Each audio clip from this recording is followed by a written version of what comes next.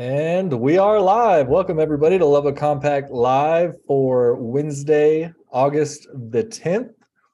And we just have a quick update for you all as far as the city goes. And then we also have a special guest today. Of course, I'm your host, Adam Hernandez, here with my co-host, Dr. Nick Bergfeld. And our special guest today is Peter Muhlberger. And he's got some I think some very needed things in our community and other communities, honestly, to talk about, and some an initiative that he's been working on. And so, as always, please share this video with your friends. And also, if you have any comments, questions, you can put those in the comments on Facebook, and we will see those and answer those as they come in. So, the quick update that I have for everybody, obviously, we've been talking about the possibility of a new street bond election. And I was, of course, on the Citizen Advisory Committee that was tasked with trying to figure out, do we move forward with another street bond election? And then when do we do that? And so we reported last time that we had made our recommendations to City Council. They had about a week or so to look at that. And they did they called a special meeting yesterday at 5:30 p.m. to actually discuss it on the dais and to see what they thought they were going to do. So it was a pretty lively discussion in some parts, but for the most part, it went pretty smooth. The gist of what came out of it was that they are going to move forward with the bond election, and so the resolution to do that has to be voted on twice. So they're going to call two special meetings for this next week, which will be on Tuesday, the 16th at 5 p.m. And people will be able to make public comments. If you missed the meeting, you can just Google City of Lubbock video on demand, and it'll pull the link up where you can see the video from that meeting if you need to watch it and kind of see what's in there. But you can make public comments on the 16th, Tuesday at 5 p.m. and with any concerns or suggestions, and they will be voting on that day. That will be the first vote. The next vote will happen the following day, which is Wednesday, the 17th at noon. And so once that is all done, then this new bond election will go on to a ballot in November. That will be November 8th. And so that's when the real fun begins for all of us who will be pushing for that bond election. And so the community will definitely be hearing about this from not just myself, not just Lubbock Compact, but from a lot of other folks. There was 13 of us on that committee. All 13 of us are committed to informing the community about it and letting them know why it's important. So everybody will be hearing about it. We did make a recommendation that the city also play a large role in educating folks about what's in it. Now, they can't, promote it or anything like to tell you to go vote one way or the other, but they will be, as per our recommendations, putting information out there in the forms of possibly a brochure and some other things. So there will be lots of information going out about it.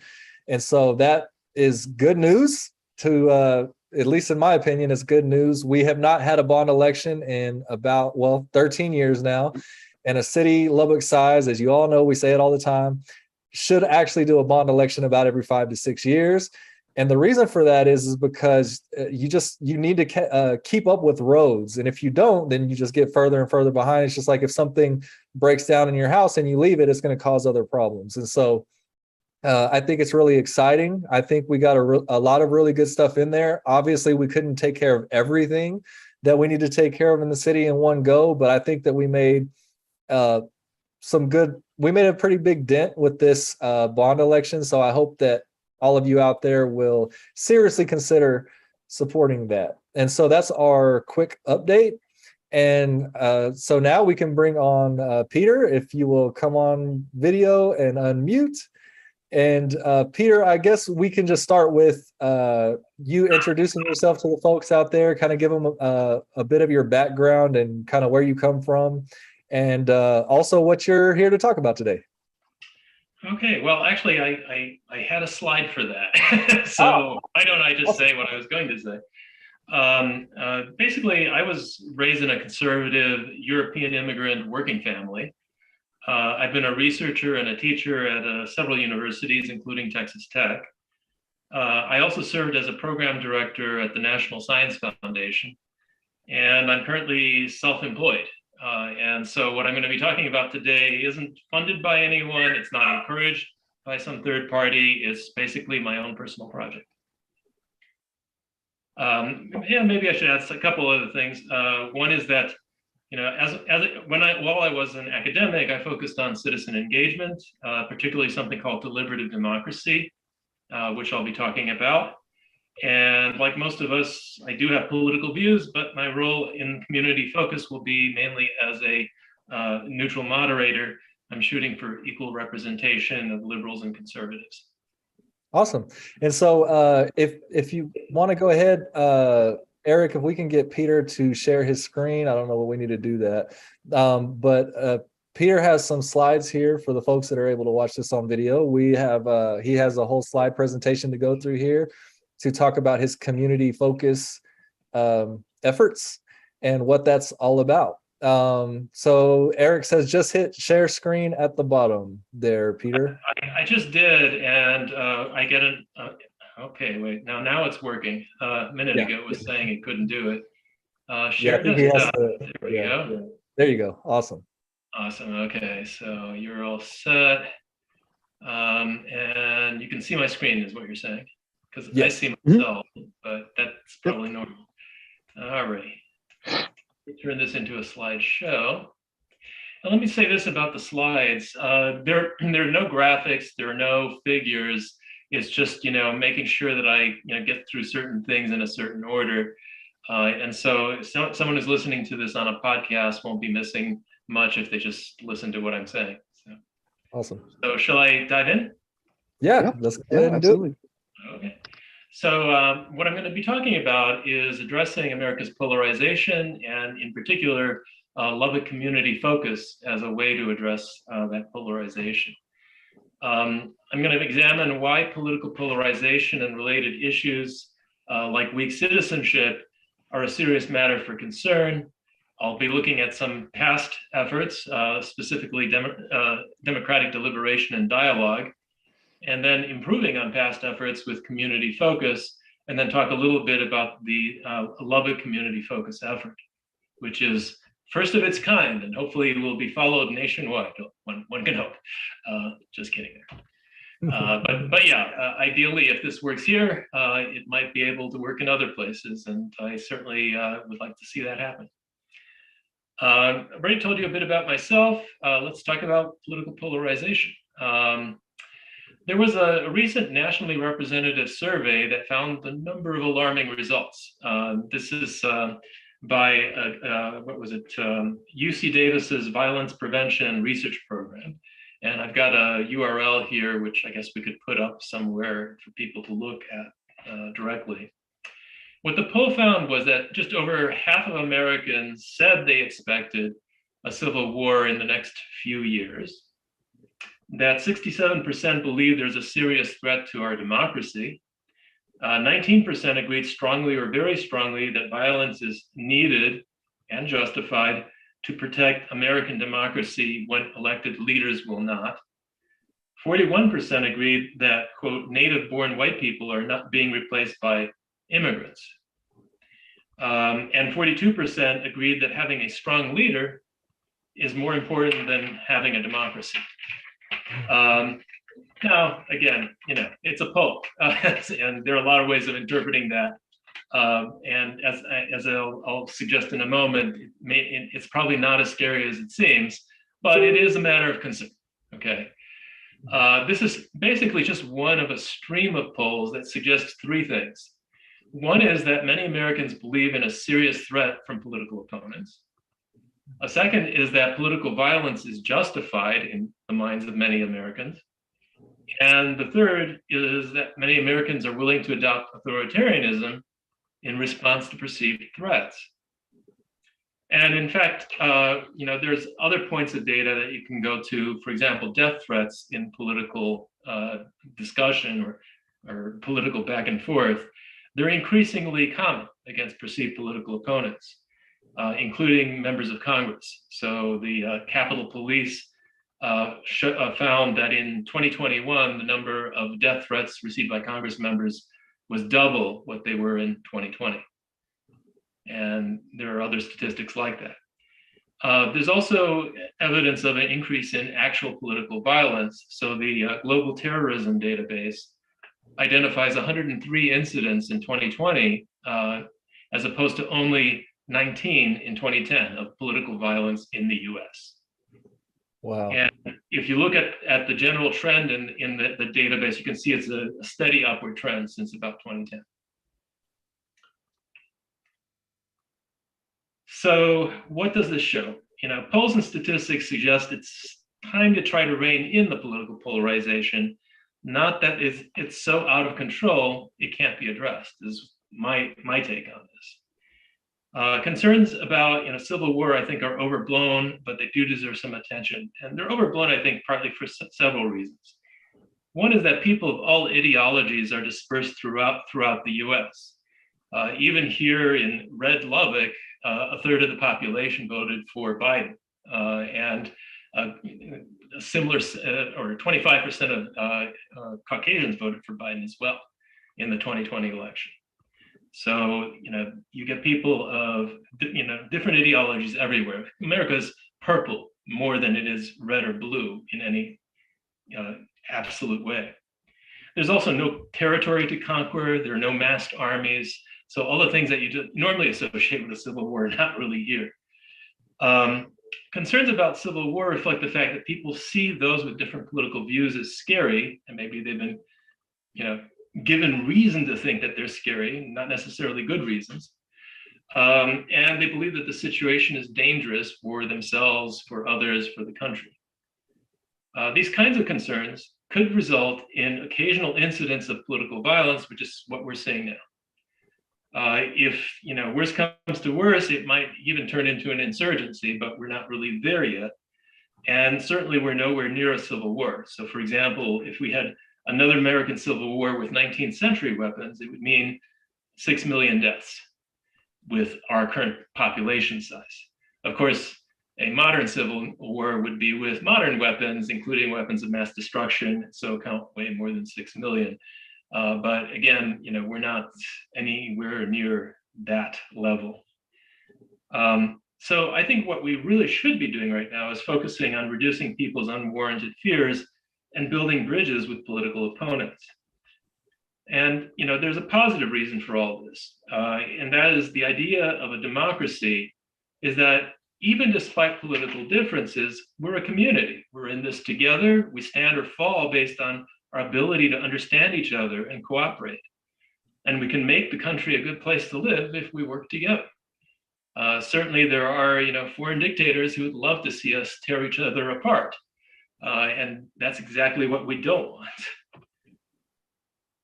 So let me say a couple things then about political polarization and citizenship. Unless anyone has any thoughts or questions at this point, I guess I should stop occasionally. Okay. I think you're good. Yeah. Good. Keep going. Keep rolling. All right. So let's talk a little bit about citizenship. America's political polarization has been a long time coming, and our institutions have done rather little to prevent it. Researchers have known for a long time that Americans are not well trained as citizens, and we can be sure that political elites know this as well. And that lack of training is what we can call a democracy deficit, and it's a deficit that helps stoke polarization. So a little bit of evidence for what or maybe some content what I mean by people are not well trained as citizens. For example, almost all Americans support majority rule and minority rights when those are asked abstractly. But when they're asked about specifically, people you disagree with politically, very few people, in fact, a minority of Americans are willing to support those principles.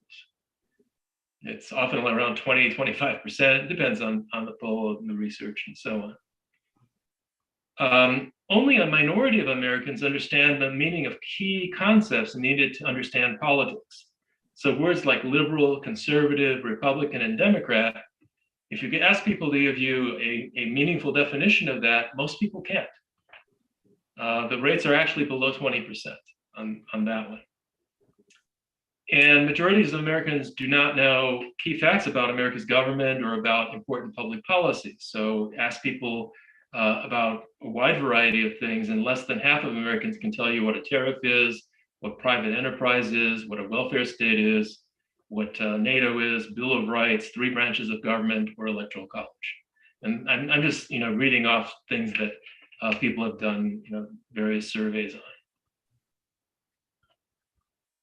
So that then gets back to the question of, well, so how does a democracy deficit promote polarization and some of its consequences? Really, much of the public doesn't think in substantive terms about public policy or our system of government. Instead, they think in terms of group identity. Politics becomes kind of a realm of cheering for your team and condemning the other team. Research on current polarization indicates that it's largely about how people feel about the other side. And that those feelings can be stoked by misinformation, of which there's plenty. So you would think that our leaders would be very concerned about this and do something about the democracy deficit. After all, it endangers democracy and enables dangerous polarization. And our leaders could have instituted strong civic education in which students were made knowledgeable about public policy issues, about how politics actually works, rather than horrifically dry accounts of how it's supposed to work. Read American government classes. Someone's smiling there. Okay. And developed skills in active citizenship. And even the words active citizenship, I don't remember that anywhere in my school curriculum. So it's funny that. But despite knowing about the democracy deficit since the 1950s, really nothing adequate's been done.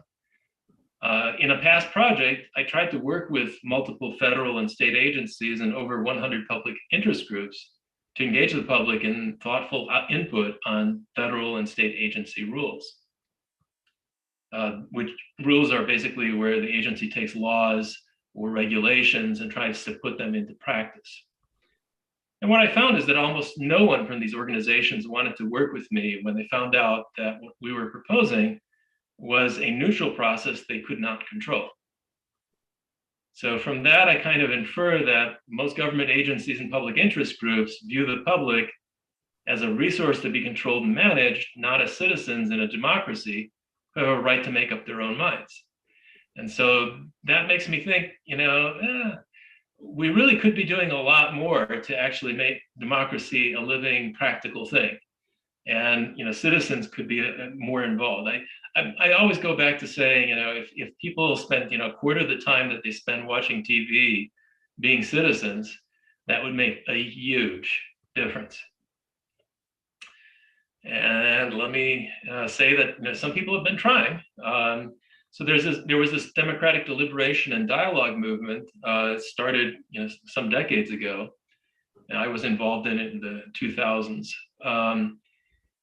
It was in response to the democracy deficit in part, maybe in large part, and basically, let's see. The solution that various people proposed, and this includes political philosophers, some social scientists, was this thing called deliberative democracy. And so people have been trying this out for some time now. The key idea is that it's possible to help the public become more informed about policy issues. And in particular, you can take a sample of some public, a representative sample of the public. It could be a city, a state, whatever. And you can help the participants become knowledgeable about an issue and then find out what they think about the issue after they know about it. And in fact, generally this finds that people's opinions change a lot and more in line with the data, with real, with facts.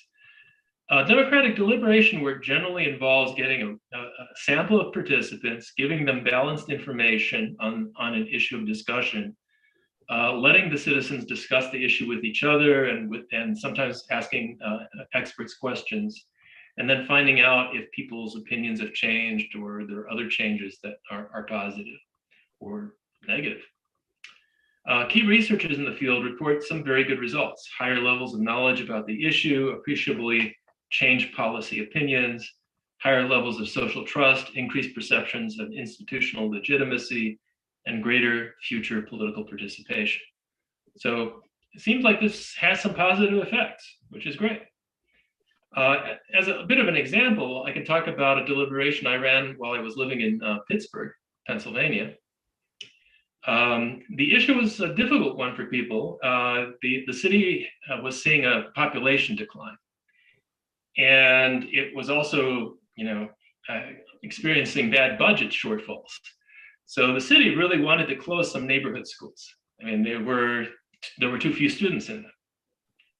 On the other hand, Pittsburgh residents have a really strong sense of neighborhood, and they didn't want any of these schools closed.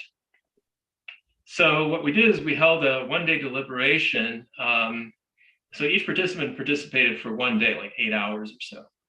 And then we covered about 568 participants over time. So we didn't do this all at once. We did it over a number of weeks. And before the deliberation, only 36% of participants agreed to close the schools. After the deliberation, 69% agreed. So it's basically you flip from one side to the other on this issue, suggesting that people really, changed their minds as a consequence of the discussion and the information they were provided. We did hold more public discussions. I presented the findings from the deliberation, and the city ended up closing 14 schools. I don't know what the cause and effect is there, but I certainly hope that we did have an effect. We also found that people were more informed about the issues involved after the deliberation. They had higher trust in others. They had greater institutional trust. And when we asked, almost everyone indicated that the whole experience was very positive. So people thought this was a good experience. Another example is New England town hall democracy. Someone in my church participated in one of these town hall democracy things. He lived in New England at the time. And basically citizens were given real power to affect change, and they did. And what my acquaintance said is, again, this was a really positive experience, and that they did a lot to combat self-serving government and all the rest.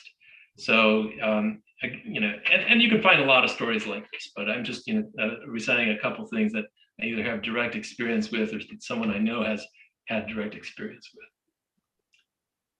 But despite having a lot of positive things to say about it, democratic deliberation does have some shortcomings as well. Dialogues have been used to try to address polarization among Palestinian and Israeli youth and young members of opposing African tribes. So basically, more polarization than we have in the US even today. And generally, what they found was the dialogue works well, and the youth leave willing to cooperate with each other. But they also found that it didn't take long for participants to return to old ways of thinking and acting after having left the discussion.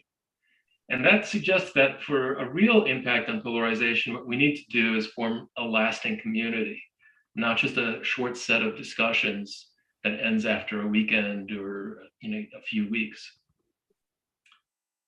So deliberations also start with elites deciding what topic is going to be discussed, but I think it would be better for the issues of concern to arise organically from the participants.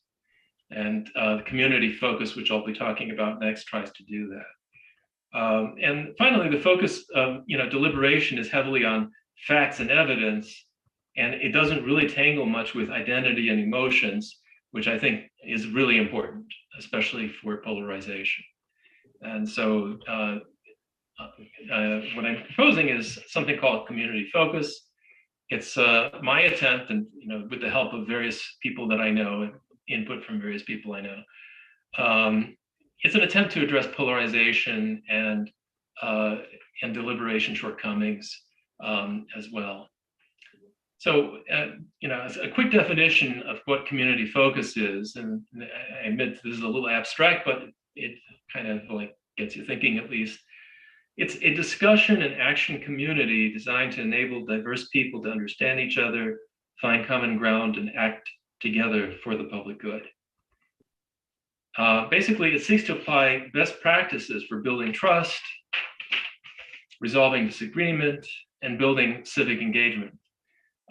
Really, what that amounts to is two things. One is the observation that people and communities thrive in supportive environments that encourage mutual and self-understanding. And so community focus tries to provide that. The other thing is that people build trust by getting to know each other and sharing mutual concerns. So again, community focus tries to build that and tries to create the environment for that. Community focus groups are designed to build mutual and self-understanding, citizenship, better understanding of public policy, better understanding of social values, and community action. So that's what we try to do, and there's actually a big long set of recipes for how to do it that I'd be happy to share with anyone who's interested in seeing it. But anyway, so I'm trying to set up an initial community focus group in the next month. This group is expected to meet 10 times over about 6 months. Participants should commit to at least 7 of these meetings, barring, of course, unforeseeable circumstances. The group needs an even mix of conservatives and liberals. Participants must be willing to listen carefully to others, share their experiences and thoughts, and participate in back and forth conversations. Not monologues, but back and forth. And we're particularly in need of conservative participants. So if you know any conservatives out there who might be good for the group, please let them know about this. So if you're interested in participating or know someone who might be interested in participating, I'm providing a little URL on the screen here. I can read it off if that helps, but I guess maybe there's some way to post it with the podcast. But it's a tiny URL, just the way it sounds, tiny URL, all one word, no spaces, .com/2, C as in cat, T as in Tom, 3, B as in boy, J as in John, P as in Peter, 3.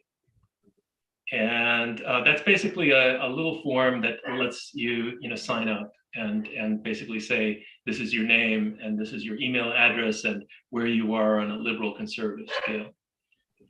Yeah, I was about to post it in the comments, but Kim beat me to it. If anybody is listening, or if you go back afterwards, it'll still be in the comments. That URL is actually in the comments. So go ahead, Peter. Sorry.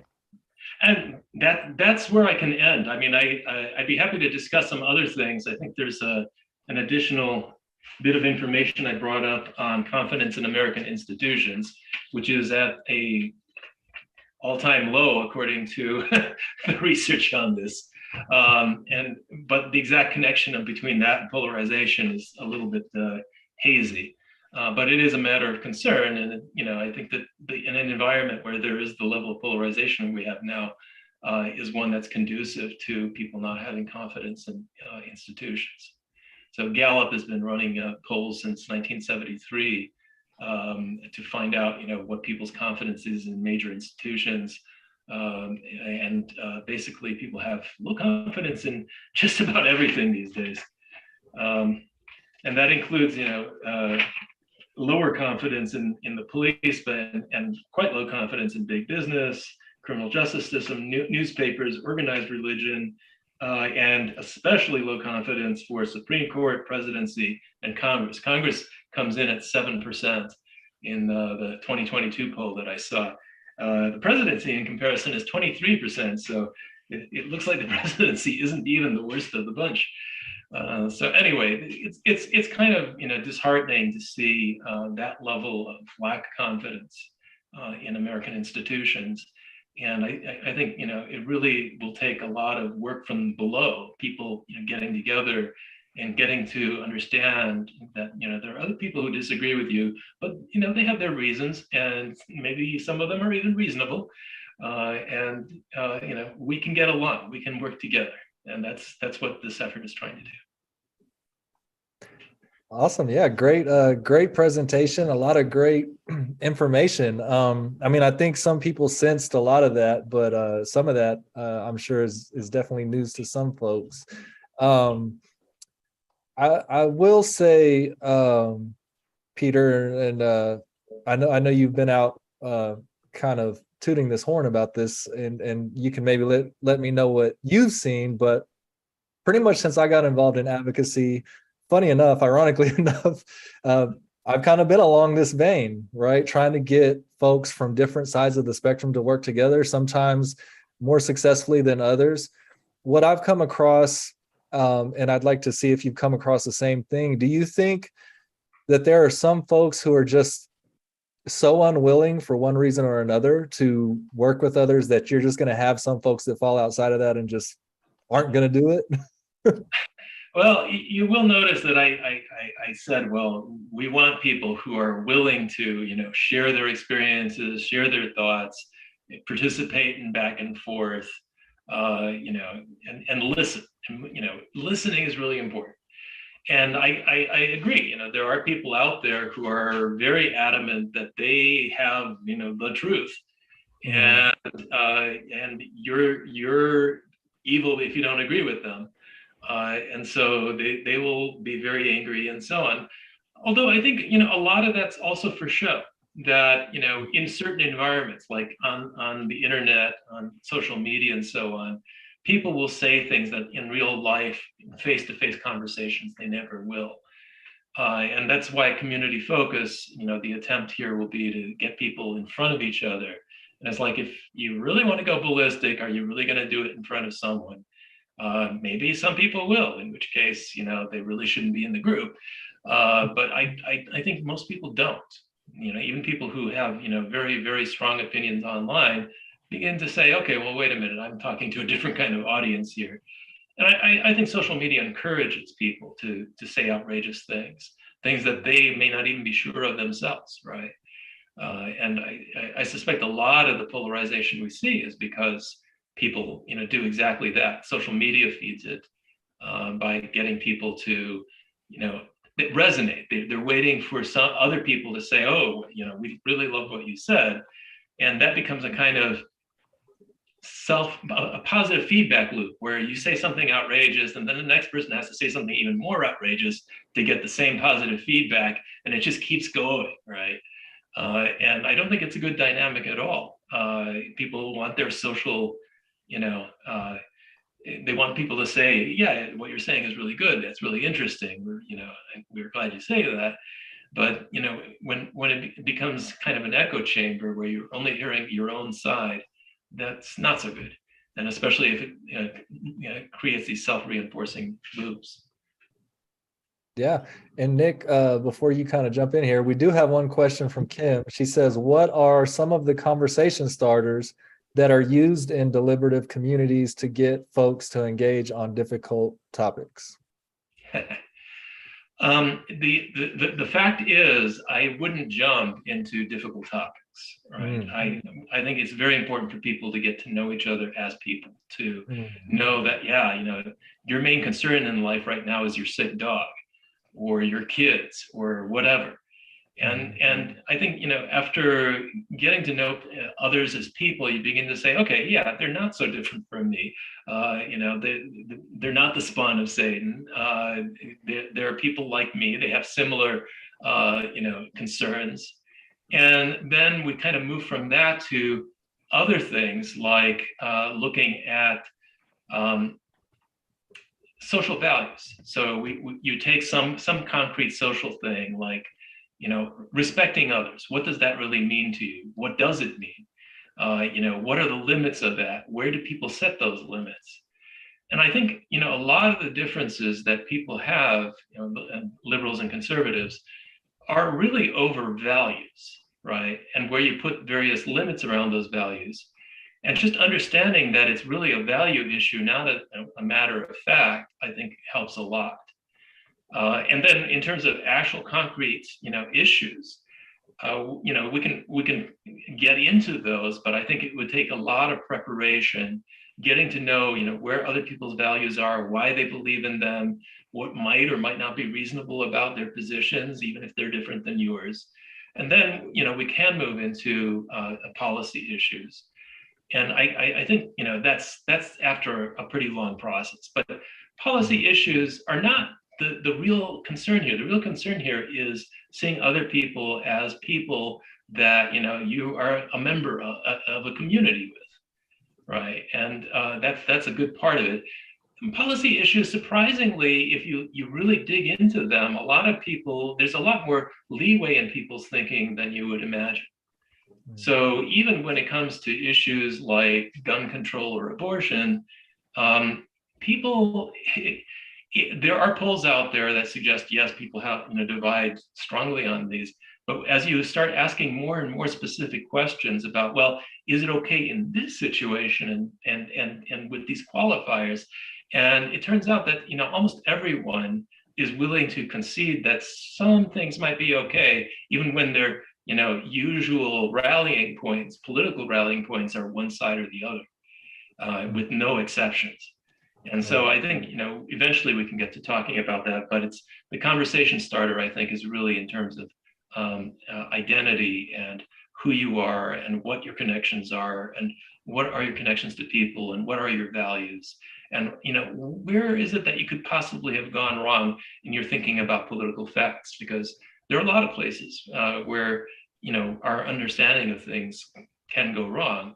And so that would be another place that, this process would look at, where are the points at which, people make mistakes in their judgment. Awesome. Nick, you got something you want to chime in? Yeah. Peter, something I was curious about, because you had mentioned the Gallup poll, and one of the things that I always took heart from those numbers, because I'm very focused on municipal policy in a lot of things that I do, was that as trust was eroding across various institutions, local government was the one that seemed to, I'll say, erode the slowest. And in more recent years, we've seen a more rapid uptick in the erosion of trust in local government today, where now I don't really think there's too much of a gap really between that and the other sort of tiers of government. And it just got me to thinking about, as you live and breathe and exist in the city of Lubbock, and you see this city around you, what are your feelings? What are your thoughts coming from this domain of knowledge, coming from this perspective? How does that impact the way that you view the city that you live in? So you're asking whether it affects, my sense of the city. Yeah.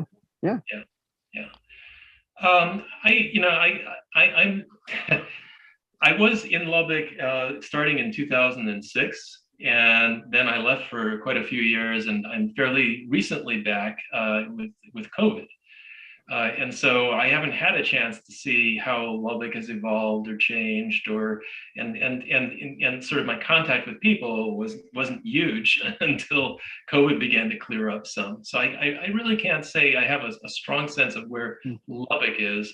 Certainly I have some sense of the people that I know, and I guess there is a disheartening sense that things are kind of out of control, and something needs to be done about that, but no one quite knows what. And I'm at least trying. Whether any of this will get off the ground, who knows? But the hope is that we'll get a few more participants and try this thing out.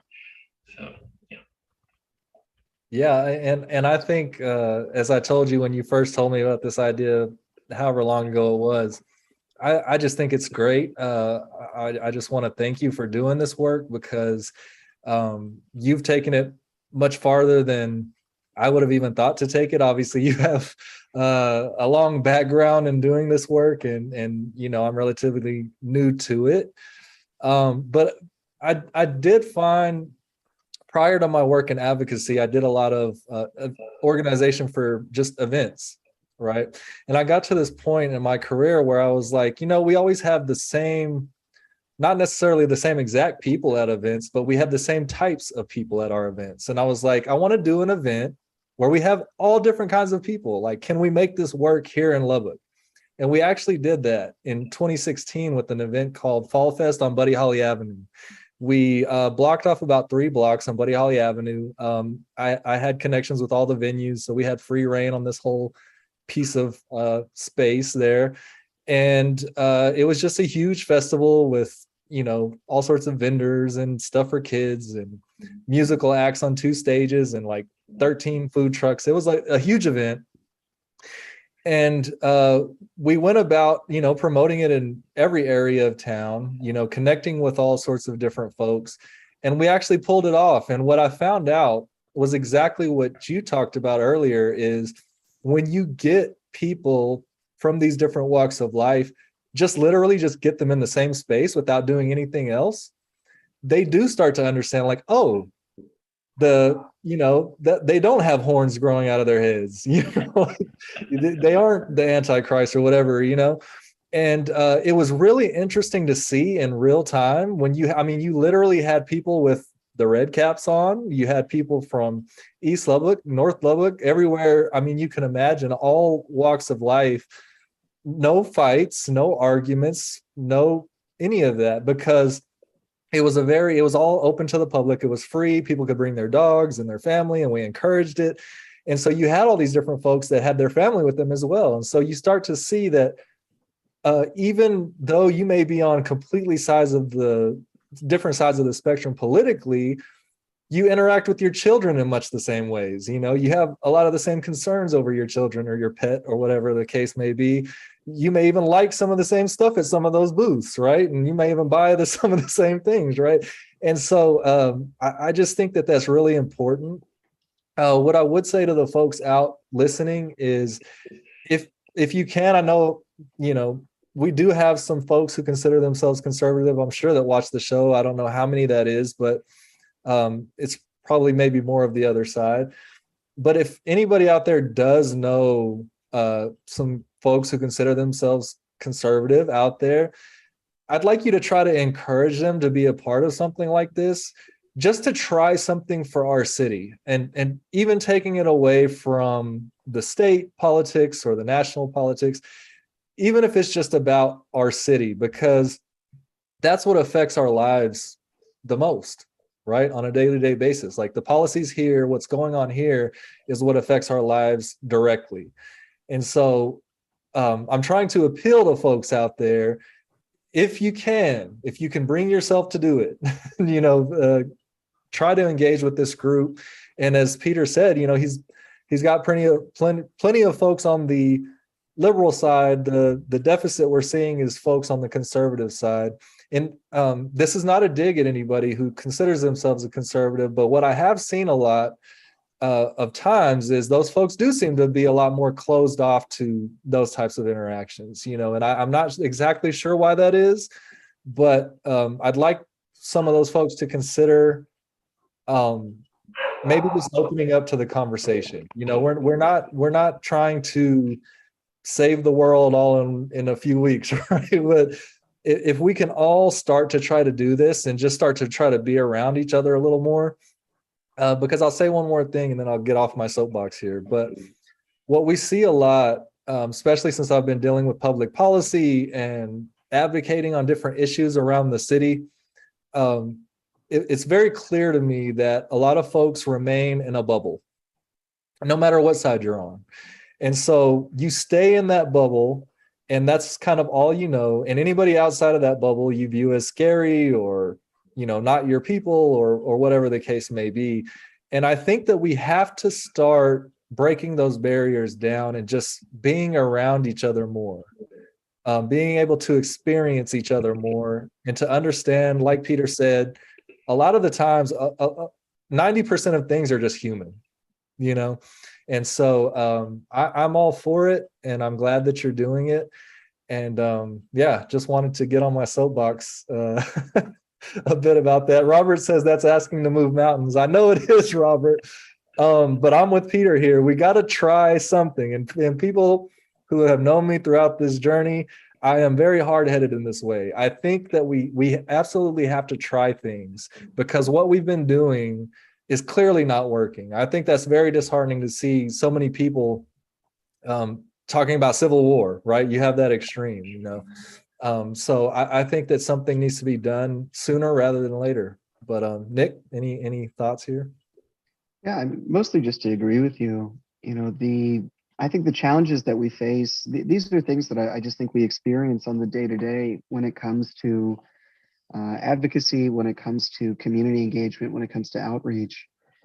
And you know, I think there's a certain part of me that has to believe that we can bridge gaps. And part of the reason why is to me, I see so many of the challenges that we face, so many of the things in Lubbock that all of us could agree on are beneficial and good for the community. And at the same time, so many things that we can all agree are bad for a community. You're not going to find a whole lot of people that say a concrete batch plant is the best thing to have next to a daycare center.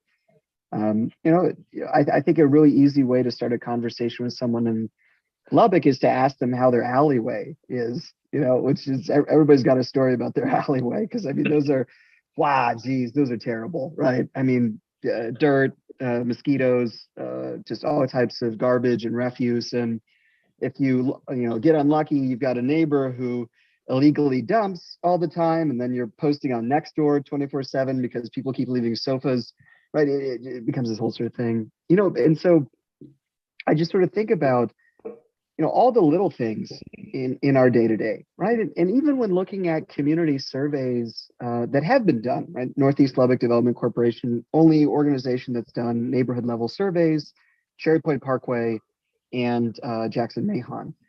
And in both of those neighborhoods, when you see the issues that people are struggling with, they are so fundamental to any part of the community that it breaks your heart because you feel the same way. When can't we all feel a level of terror if there are stray dogs in the neighborhood? Is that not something that we all feel a level of insecurity about? What it does to allowing our children to be able to play outside, or the overall safety of it. It kills me when I'm in a neighborhood and I see some elderly individual out for a walk and they've got a billy club in their hand. No one does that initially, right? Like there's a story behind why you carry something like that. And I know of a lady in the heart of Lubbock who's had two of her dogs attacked in the past by stray dogs, and one single individual. But when you look at what it is that people are struggling with on the day to day, right? It's trying to deal with garbage. It's trying to deal with trash. It's trying to deal with stray dogs. It's trying to make sure that the bus, can get to your neighborhood in time for your kid to get to school. It ends up being these sort of fundamental issues. And that's what I love about cities. That's what I love about this level of community is that we do have so many other ways in which to connect and complain about the things around us, besides the weather. And so I think this work is super important. I think the future of Lubbock in terms of what we can be as a city depends on our ability to essentially depoliticize, denationalize the way that we think about policy at the local level. That, in my mind, has only been toxic to the dialogue and trying to get things done here.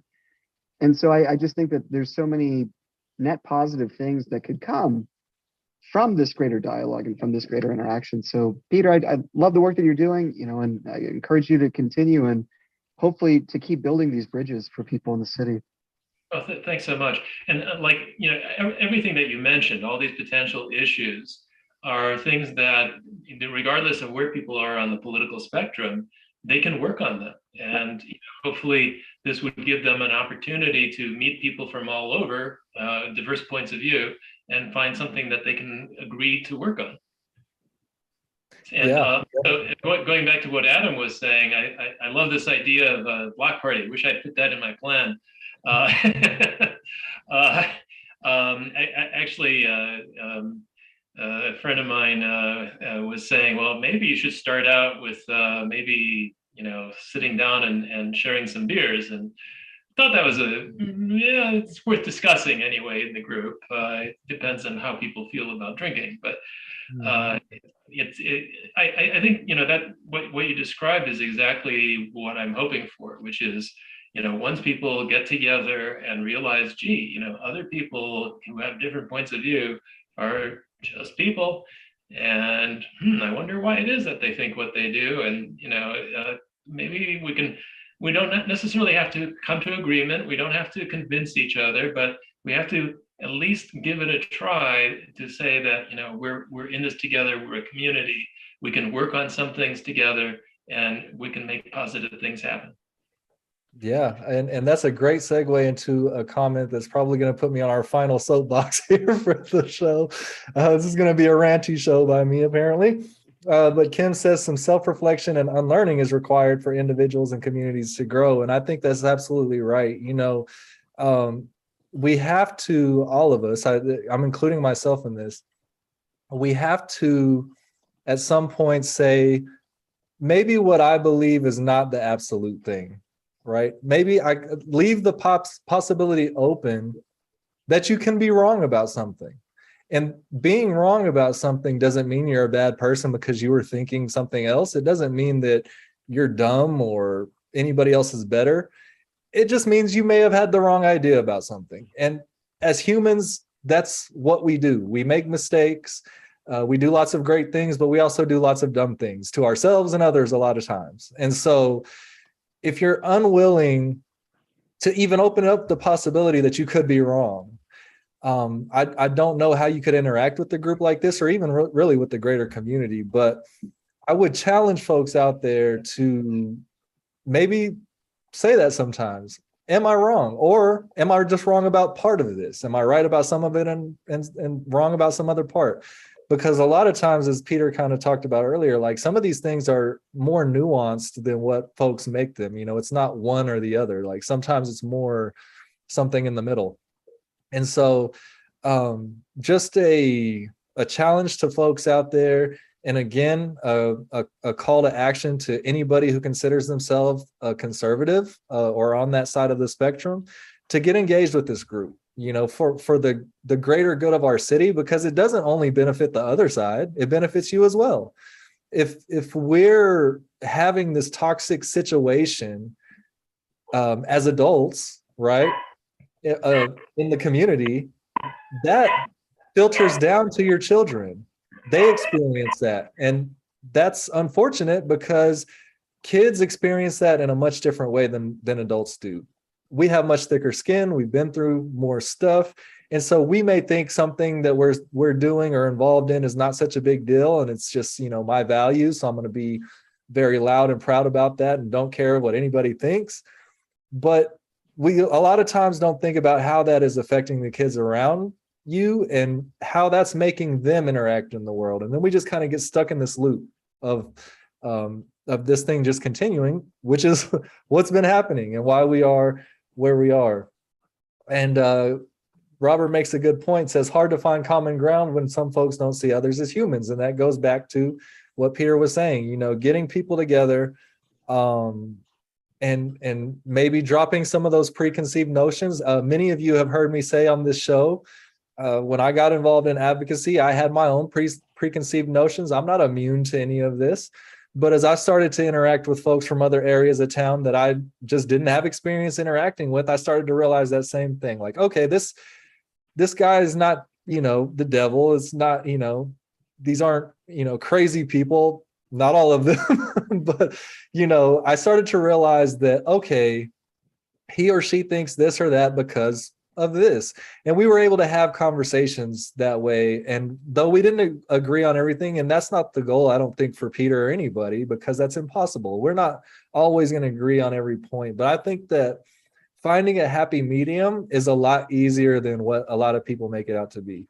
And so I guess we can just leave it there. We're about 5 minutes away from 8 p.m. But thank you, Peter, for this. This is great work. We will help you spread the word on this. try to get some folks involved. I definitely know some folks who are self-proclaimed conservatives and members of the Republican Party, et cetera. So I will try to enlist some of those folks, see if they can find some folks, if they can't do it themselves. And I would encourage everybody out there to do the same. So thanks, Peter, for coming out. And you're so very welcome. And thanks so much for having me. Yeah, really no problem. And you. so that will do it for this Lubbock Compact Live. And this will be your weekly reminder to join your neighborhood association. And we will see you right back here next time. Good night.